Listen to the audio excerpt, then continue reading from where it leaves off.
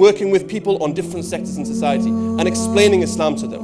A person from a different faith, invite them to break their fast. Understand the landscape of society. If someone wants to try to do something, then they can, for sake of dawah, for sake of humanity. When you sit down with somebody and you want to hear about who they are sincerely, that breaks down barriers. A'udhu billahi minash shaitanir rajim. Bismillahir rahmanir rahim. Assalamu alaikum. I won't be taking too long. Share Ramadan we started last year. Just a simple idea. A lot of brothers and sisters may be asking, where did the idea come from? Well, thanks to Daily Mail and some journalists, I wouldn't want to name them.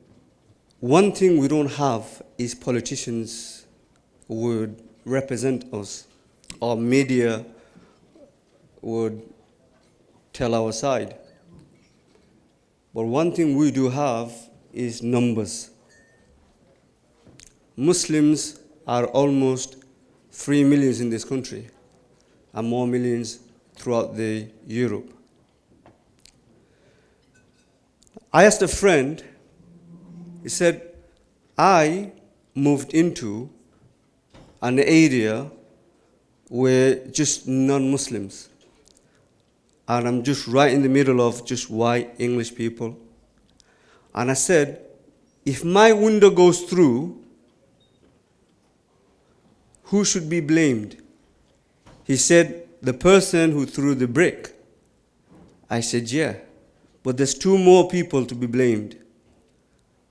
And they are, one, the media, and the other one is myself. Because the media is introducing me as a terrorist, a fanatic, crazy, demonizing me into those names. That's one. And the other person is me, is because I have failed to introduce myself. So Share Ramadan is a simple idea. Everybody in Share Ramadan take part, engage and fast, and also hold iftar in your house. What Share Ramadan is saying, guys, just do another additional iftar in your house. And that you do it with a non-Muslim, a person from a different faith, or it could be a friend, it could be a colleague, it could be a neighbor. Put them up for a challenge to a fast. And if they accept the challenge, invite them to your house to break the fast.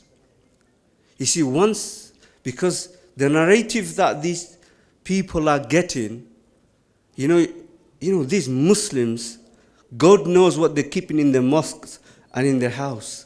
Bring them in and let them know we are preparing badges, not bombs. It's important that we tell our side. Last year we did it with a lot of non-Muslim, alhamdulillah, took part. And the experience that they had, they won't forget easily. Those moments that they had in brothers and sisters' house. Share Ramadan, I believe, if 3 million Muslims in this country take part and take one person to fast, that's 3 million people from another faith or someone with no faith. Now if we do that within the next 5 to 10 years, then everybody has come through a Muslim house. One thing, sometimes I think, after all these things, all these things narrate, extremists, terrorists, yet the mass majority of people are not jumping on the Muslims. Why is this?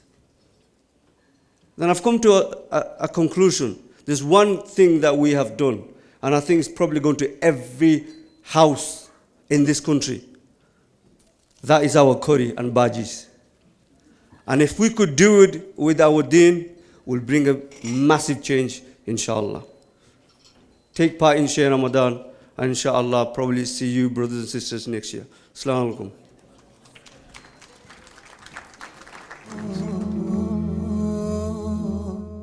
alaikum. So we're going to move on to the final talk of the evening, which is going to be done by a familiar face, the CEO of Miri Foundation, who wants to come up and explain the last project, which is going to be called the Awareness Project. So, Ali Mahmoud, if you could please make it to the stage.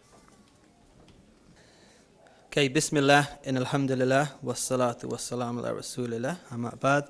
My dear brothers and sisters, assalamu alaikum again.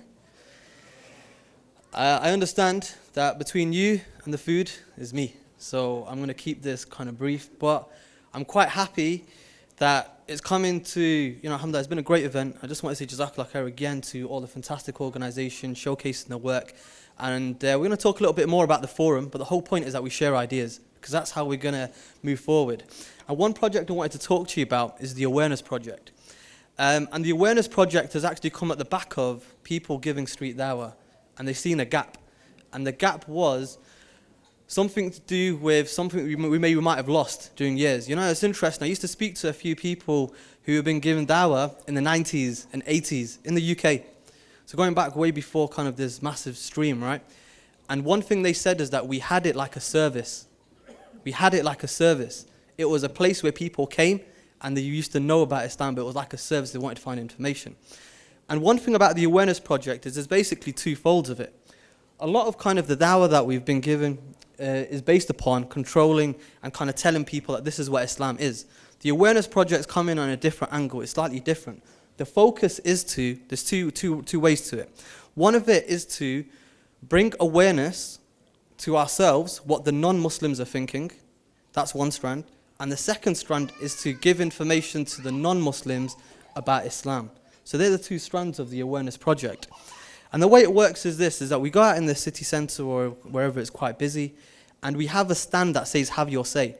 So the whole emphasis is about the public having their say, about the public having their opinion, about our community, about Muslims, and most importantly for us, was the knowledge of Islam.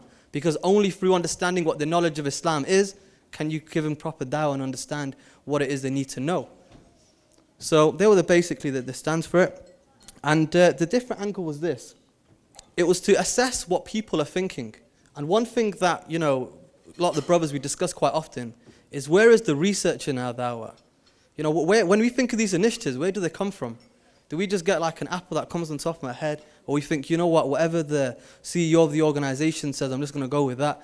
Where is the actual thinking? How do we know what non-Muslims know or think about Islam? Because as a secondary school teacher, I can tell you one thing. The RE they have in school don't cut it. The RE they have in school, if we think that, they're going to come out of school knowing the basics of Islam, the reality is they don't. And from this Awareness Project, what we've actually got is quite a bit of research to find out what the non-Muslims are actually thinking about Muslims, what they're thinking about the community, and what they're thinking of Islam. And through that, we can clear the gaps and kind of give them. So it's a two-way highway. And subhanAllah, when you go into work on a Monday, or you go into college or uni, and when you go in, one of the questions that, British people love is, how was your weekend? Yeah, they love that question. Every Monday, I'll go into my hostel, like, how's your weekend? And subhanAllah, they're like, I did this and I did that. Why? Because as British people, it's in our nature to talk about ourselves and what we've done. So what we do is we give the people the platform to tell us a little bit about what they think. What do they think about Muslims? What do they know about Islam? So the way the project is conducted, we have a questionnaire. The questionnaire changes over time. We've recently just gone through a transition where we've just got a new questionnaire. So it's based upon different campaigns. And to give you a couple of examples of the campaigns which have come from the Awareness Project, is our Islamic Values campaign. Based upon our research, we found that 88% of the people said that British and Islamic values either have nothing in common or very little in common. And subhanAllah, this was during a time when our Prime Minister came in and you started talking about how kind of Muslims need to kind of have some British values and stuff. So it was a good timing for it. So what we thought is, what we're going to do. Based upon the research, based upon the awareness project, we went back and we had this campaign called Islamic Values, where we kind of had these, we went on the radio to give information about it. We put loads of these postcards of information about what Islamic values actually teach inside newspapers, and kind of, subhanAllah, alhamdulillah, it went quite viral. So that was one example of a campaign which came at the back of the awareness project.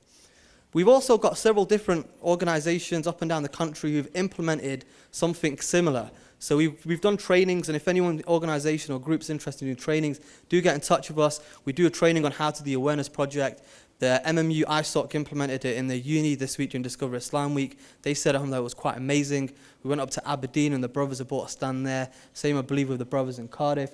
And the great thing about this, and this is where I think street dawah is the next step, is where we need to take it, is instead of us just having a standard table where we're saying, here's some literature about Islam, let's focus it based upon a campaign. You know, there was an organisation in Manchester called Team Down Manchester, and they've been, you know, when we had the idea about doing the freedom of speech campaign, when I asked the brothers after how was it, they said it was so much easier to have conversations with non-Muslims because it's based upon a topic where they give their view, and then you kind of give your view as well, and you basically clear the kind of misconceptions. The Racism Against Hatred campaign, which is IQRA campaign, mashallah, is a beautiful campaign which they've had, and they had it again yesterday. There's a great campaign with so many organizations involved up and down the country, and this is the way forward, where we have campaigns where we're asking the public and you're basing it upon something. And I think one of the things that the Murid Foundation are going to be looking into next is we go out and we have a campaign based upon something that we can all discuss, and we discuss it with the non-Muslims, and we give them the message of Islam. And the reason I wanted to do this, we were rejigging the day, presentation at the end, is because we've talked a lot about actions, and dawah is about actions. But let's not forget that we have to give the message of Islam as well, like the brother mentioned just before. And I think what we need to do, the holistic approach to dawah, our Murid wheel, is not just about social initiatives. It's not just about actions. We give the message through different avenues, through different kind of areas, through different levels. So it's just about creating that opportunity to deliver the message of Islam. And that's about it, my brothers and sisters. And Jazakumullah khair. Assalamu alaikum, and Jazakallah khair to everyone for coming out again today. Really appreciate it. May Allah subhanahu wa ta'ala bless us all. May He accept our kind of effort, and may He make our intentions for His sake only. Jazakumullah khair. Assalamu alaikum.